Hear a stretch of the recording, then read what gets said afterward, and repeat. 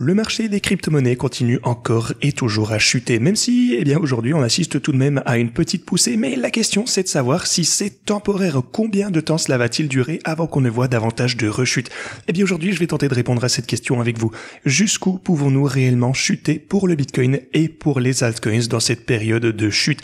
On va parler de tout ceci en profondeur, les gars. Je vais vous montrer tous les graphiques pour étayer mes propos. Je vais vous prévenir de différentes choses. Je vais vous expliquer tout ce que vous devez savoir. Et bien sûr, on va parler de mes stratégies de trading également. Je vais vous parler de quelques métriques différentes qui nous montrent jusqu'où on pourrait réellement chuter et si on est proche de réaliser le bottom tant attendu ou non. Alors bienvenue à tous, je m'appelle Maxime et je vous apporte chaque jour des nouvelles vidéos en français sur les crypto-monnaies en vous apprenant comment vous faire de l'argent sur ce marché. Si vous êtes nouveau sur cette chaîne, alors soyez sûr de vous abonner et d'activer la cloche dès maintenant. Ok, comme toujours, allons droit au but. Alors oui, effectivement, aujourd'hui on a une journée en vert, ça fait plaisir, mais bien sûr sur l'intervalle hebdomadaire, on a toujours une marée rouge de ce côté, même sur le mensuel d'ailleurs, évidemment, c'est largement en négatif de tous les côtés. Si on revient à notre bon vieux Bitcoin, ce que vous pouvez voir, c'est que hier, après ma dernière vidéo, ce que je vous ai dit en fait au sein de cette vidéo, je vous ai dit que maintenant qu'on avait perdu ce niveau clé des 95 000 $ et également d'ailleurs qu'on avait perdu la ligne jaune en pointillé ici, je devenais davantage bearish. Au moment où on a perdu les 95 000 $, je suis devenu plus bearish au court terme, toujours bullish bien sûr au moyen et long terme. Je crois toujours qu'on est dans un marché haussier, mais on s'attend potentiellement à une nouvelle chute et après cette vidéo, on est descendu jusqu'aux 85 000 $ au minimum. Donc on a vu vraiment d'énormes chandelles rouges ici du côté du Bitcoin ainsi que des altcoins. Maintenant, regardez cette chandelle, on est descendu presque jusque sur la ligne jaune en pointillé. Ici, c'était 83 800 et puis vous avez vraiment le niveau clé ici au 82 000. Alors, de manière assez réaliste, je ne pense pas au court terme qu'on pourrait perdre absolument tous ces niveaux, les gars. Je pense qu'il est très peu probable qu'on ne continue largement notre chemin à la baisse ici. En d'autres termes, si jamais on voit une autre opportunité, si jamais on voit une autre chute ici, je pense que acheter à ces niveaux, c'est une opportunité d'achat absolument immanquable. À mon avis, il y a de bonnes chances que ce soit le bottom pour le Bitcoin. À mon avis, bon, déjà, c'est pas un conseil financier. Ce que je vous dis juste, c'est que quand je regarde ce graphique ici, on a brisé la structure ici. Le prochain niveau de support logique, va probablement être extrêmement fort. Et donc, ici, vous avez un groupe de support aux alentours des 81 500 $ et c'est vraiment un niveau qui risque de tenir. Ça nous donne déjà une bonne idée de l'endroit où pourrait se trouver le plancher potentiel, en tout cas au court terme pour le Bitcoin. Maintenant, attention, c'est pas si loin de là où on est actuellement en fait. Si vous regardez, là où se trouve le marché, descendre pour le coup jusque la ligne pointillée jaune représente 5% supplémentaire pour le Bitcoin et descendre jusque cette ligne orange ici représente un autre 7,5% de chute pour le Bitcoin. Donc, au plus, au court terme, à mon avis, on pourrait encore chuter entre 5 et 7% pour le Bitcoin au court terme, ok? Donc, à partir de ce moment-là, à mon avis, on risque de voir un rebond significatif si on y revient et au minimum, on pourrait prendre un train intéressant sur ce rebond si vous achetez à ces niveaux inférieurs. Encore une fois, c'est pas un conseil financier. Là, c'est un marché difficile à trader. Mais comme je vous disais, c'est juste ce que je prévois pour le plus court terme. Maintenant, juste beaucoup de personnes sont pessimistes au sujet du marché. Tout le monde a oublié les gains de dingue qu'on a pu déjà voir. Tout le monde va vous dire qu'on va rechuter jusque zéro et c'est le genre de sentiment, qui me donne envie d'acheter, en fait. Donc, je m'intéresse à l'achat lorsque le sentiment est aussi mauvais qu'il l'est actuellement, mais bien sûr, il faut toujours être prudent, on n'est pas à l'abri d'une nouvelle chute, il faut toujours bien gérer notre risque, mais le plus bas on va descendre ici. Encore une fois, si jamais on continue à chuter, je vais simplement voir ceci comme de bonnes opportunités d'achat. Si vous regardez mon graphe au long terme, à mon avis, tout se déroule toujours plus ou moins comme prévu. Alors même si ce pullback qu'on a pu voir, même si depuis le sommet ici, on a eu un repli d'environ 20%, alors quelle est l'ampleur d'un pullback qu'on observe habituellement dans les marchés haussiers? C'est tout à fait conforme. Si vous regardez les replis qu'on a pu voir, vous savez quoi? On va peut-être prendre ce qu'on a pu voir au sein de ce cycle. Le recul moyen au sein de ce cycle, c'est en fait 23% et vous pouvez voir que ça s'est produit à plusieurs reprises. Regardez, moins 22 ici, alors ici on a moins 21 ici, moins 33 ici d'ailleurs. Bon, maintenant vous avez environ moins 20% actuellement. Alors si vous regardez le cycle avant ceci, regardez par exemple ce qu'on a pu voir ici en 2019-2021, les replis moyens étaient en fait de 26%. Ici vous avez carrément moins 35, vous pouvez voir comment ces pullbacks étaient juste beaucoup plus sévères que ceux que vous êtes en train de voir actuellement. Et d'ailleurs, si vous prenez encore avant ça, le cycle de 2015-2017, le repli moyen, était en fait de moins 35%. Donc les pullbacks sont en fait de moins en moins nombreux, ou en tout cas de moins en moins sévères à mesure que le marché est en train de mûrir. Donc je ne pense pas que vous risquez de voir des corrections aussi dingues que ce qu'on a pu le voir ici par exemple en 2017, même 2021. Alors pour moi, on devrait être pas trop loin d'un bottom. En tout cas, tout s'annonce pas si mal. On a déjà vu des replis importants et ça me rend assez confiant sur le fait que ce niveau, si jamais on descend ici, risque de tenir le coup. Donc, même recommencer à acheter à partir de maintenant, pour moi, c'est assez logique selon moi. Alors si vous regardez l'intervalle journalier, vous pouvez voir que notre RSI est largement en mode survente ici. Regardez le RSI de ce côté.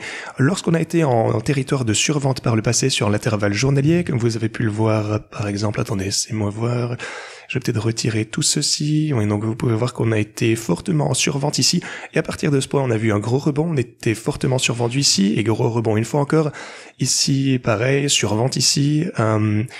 Alors, oui, encore une fois, si vous regardez tout ceci, même d'ailleurs cet exemple de ce côté, ça a marqué le bottom à partir de cette consolidation, et puis on a vu un rebond. Donc, les choses au court terme, eh bien, on est en oversold, comme on dit, ce qui renforce une fois de plus ma théorie selon laquelle, eh bien, si jamais on descend encore plus bas, qu'on vient revisiter ce niveau, ce sera simplement une opportunité encore meilleure pour acheter, parce que je prévois un énorme rebond si jamais on descend près de cette ligne jaune, ou même de cette ligne orange, surtout ici d'ailleurs, aux alentours des 80, 81 et 82 000 $.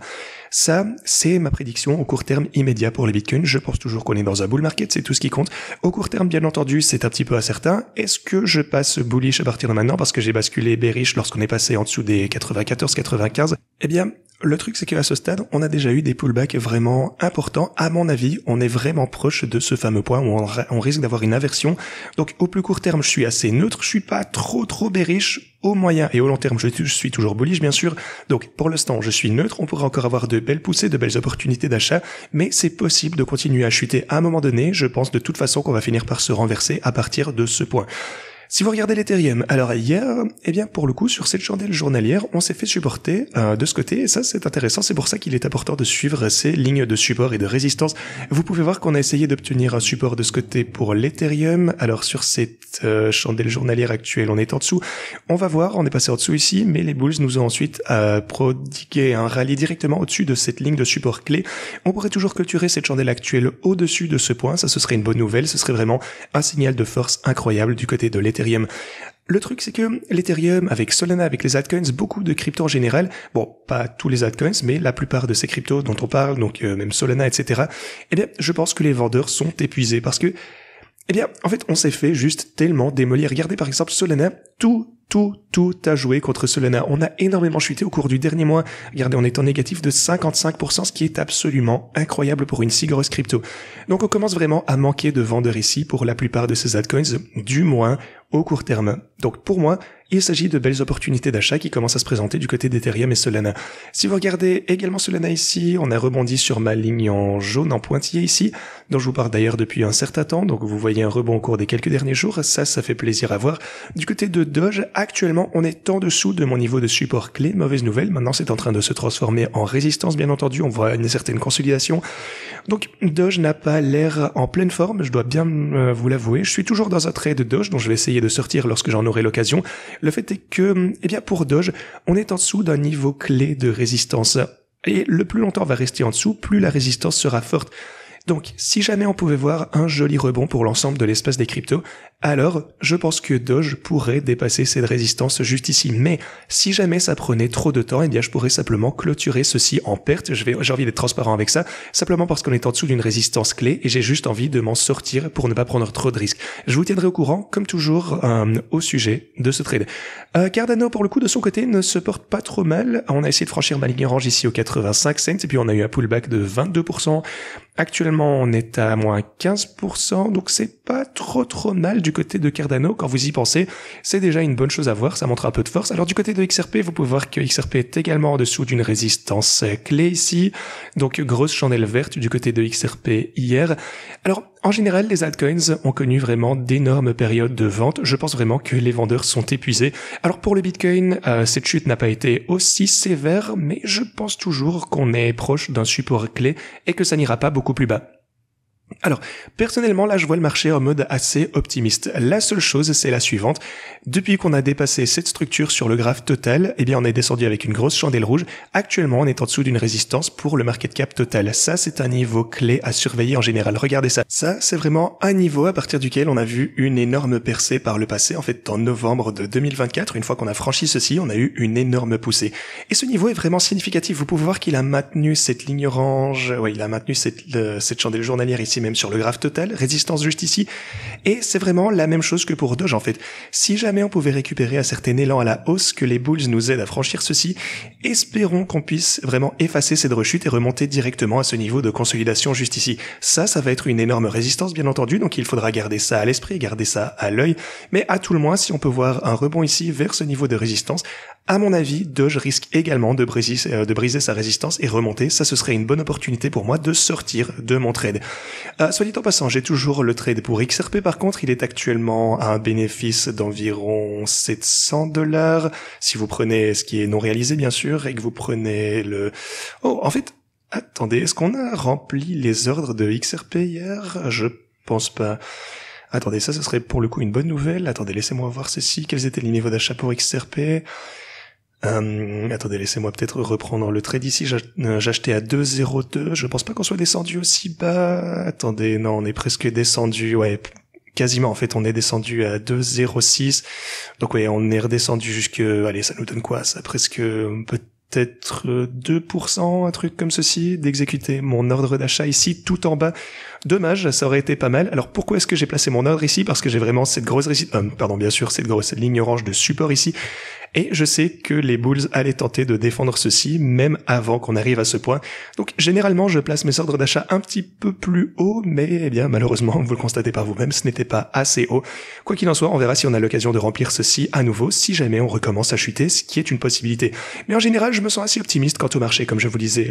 Pour le graphe Others, vous savez qu'on a un niveau clé ici aux 235 milliards de dollars. Alors, ce que je vous disais depuis un moment, c'est que, eh bien, depuis qu'on a dépassé cette structure ici au 328, je vous disais, ok, maintenant, le scénario le plus probable, c'est qu'on redescende réellement jusque ce niveau clé des 235 milliards, qui est vraiment un support absolument crucial.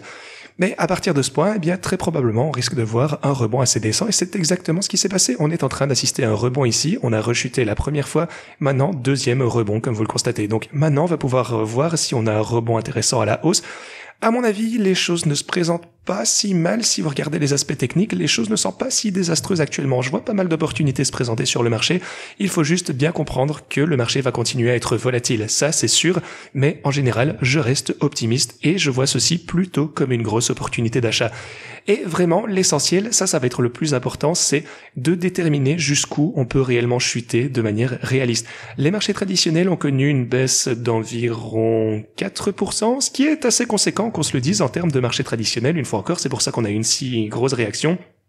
Mais actuellement, on est en train de s'approcher. Ouais, en fait, vous pouvez voir qu'on est arrivé assez proche de mon niveau de support orange ici pour les marchés traditionnels. Ouais, ça nous donne quoi? Environ 0,3% peut-être de l'atteindre réellement. Mais ceci va être un support extrêmement important également pour les marchés traditionnels. Ce qui signifie que si les marchés traditionnels sont la principale raison de la chute des crypto-monnaies, ce qui, eh bien, actuellement, selon moi, est le cas, alors, eh bien, ce support risque de limiter la chute, du moins au court terme. Et si on voit un rebond, peut-être que ça entraînera les cryptos. Ça renforce encore ma théorie selon laquelle si les marchés traditionnels, eh bien, peut-être si on a une chandelle verte, disons qu'on a un retournement, qu'elle devient rouge, si on descend ici, peut-être que le Bitcoin va se rapprocher de cette ligne jaune en pointillé, et à ce stade, eh bien, on se retrouvera sur un support crucial pour le Bitcoin, et les marchés traditionnels et tous ces graphiques vont très probablement atteindre une sorte de niveau de support majeur plus ou moins en même temps, que ce soit d'ailleurs pour l'Ethereum, ça pourrait être ici par exemple au 2400, la ligne orange ici. Pour Solana, ça pourrait être ce niveau clé ici au 136. Pour Cardano, ça pourrait être les 60 cents par exemple. Pour XRP, ça pourrait être 1,96$, un truc du style.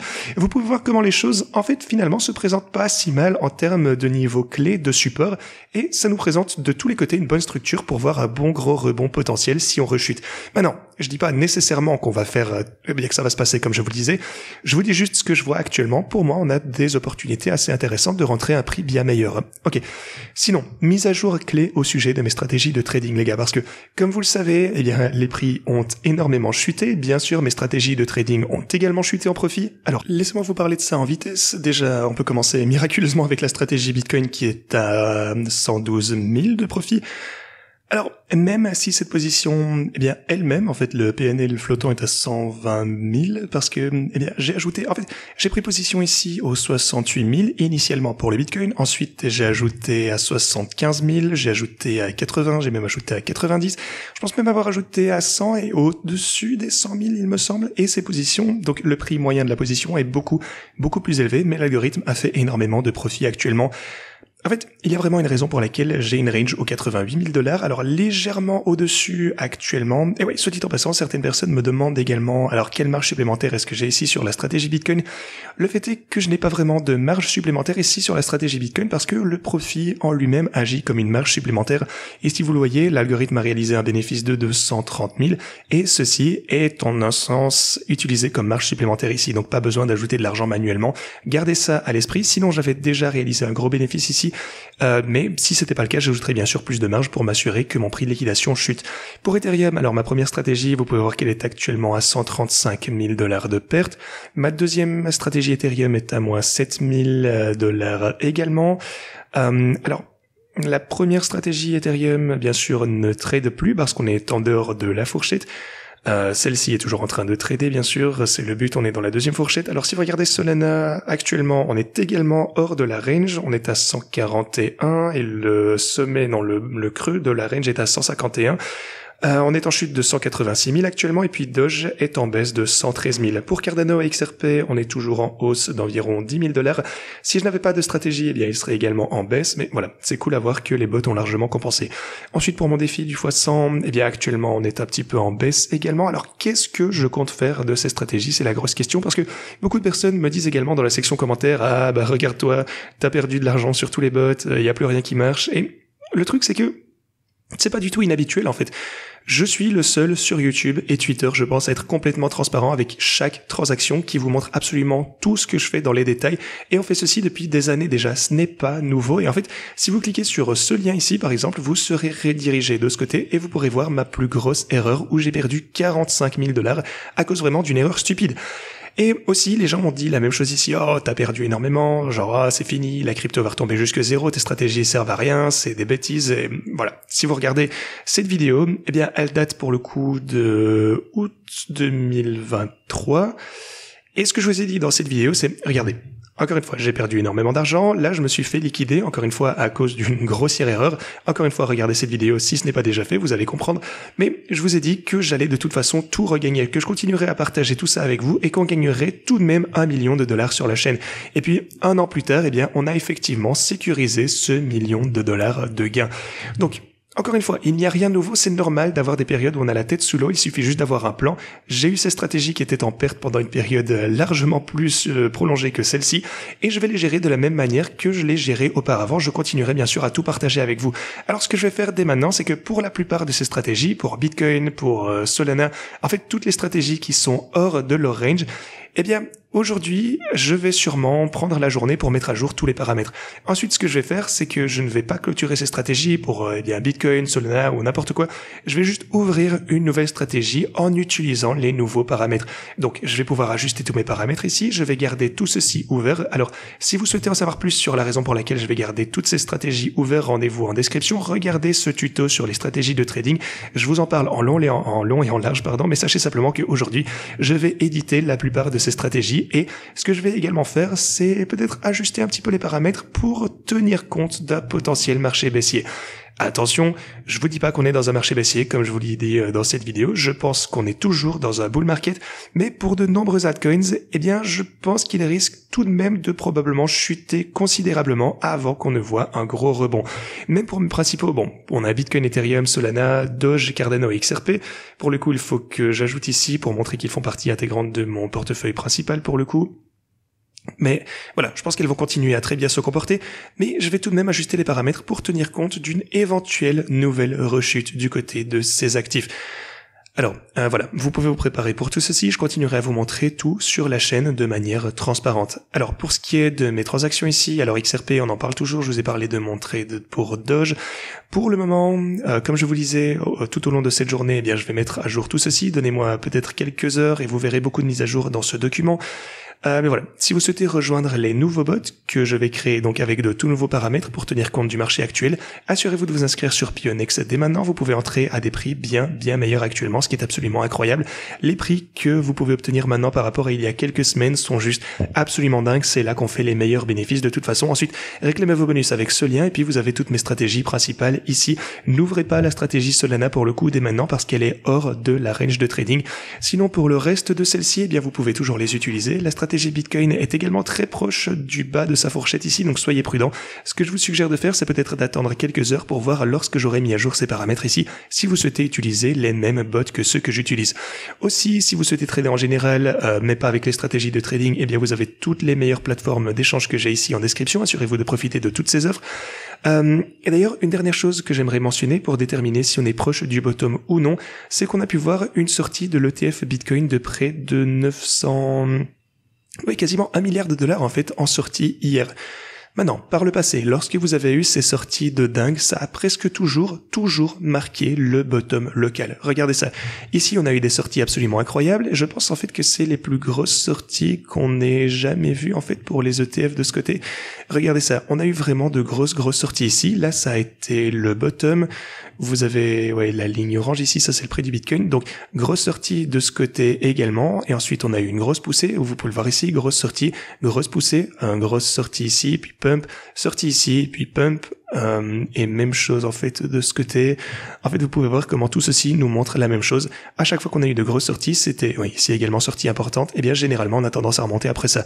Donc gardez ceci à l'esprit, j'espère que ça va vous donner une idée de ce qui pourrait être le bottom. Faites-moi part de votre avis en description. Est-ce que vous êtes d'accord ou non? Est-ce que vous pensez par exemple que le cluster de support ici, le groupe avec la ligne en pointillé jaune et ma ligne orange aux alentours des $80 000 risque d'être le bottom?